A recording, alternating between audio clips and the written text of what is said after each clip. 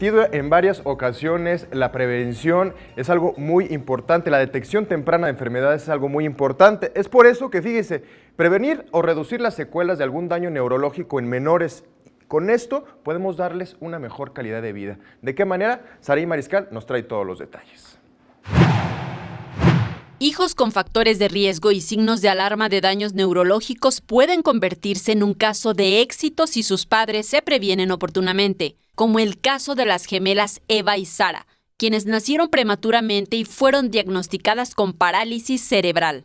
Ahí fue donde las revisaron, los médicos nos orientaron, nos confirmaron la parálisis cerebral y bueno, de ahí han ingresado a una serie de terapias de lenguaje, una terapia física, revisiones médicas, un programa de nutrición, el cual pues las ha ayudado a seguir adelante, a alcanzar algunos objetivos que tenemos. En la presentación de la campaña del programa de atención temprana, organizada por la Asociación Pro Personas con Parálisis Cerebral, APAC, se trabaja con la estimulación de la plasticidad cerebral de los niños de los 0 a 6 años.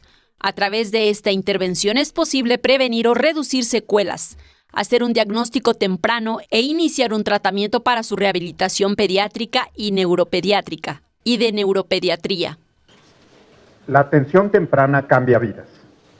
Parecería una aseveración muy fuerte, pero madres y padres de familia que cada día ponen su confianza en nosotros son testigos del gran impacto de esta intervención.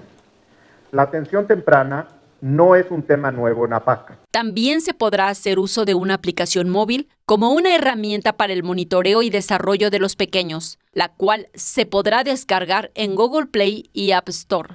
La campaña da inicio el 1 de abril. En las imágenes, Joel Arias, Saraí Mariscal, 21 Noticias.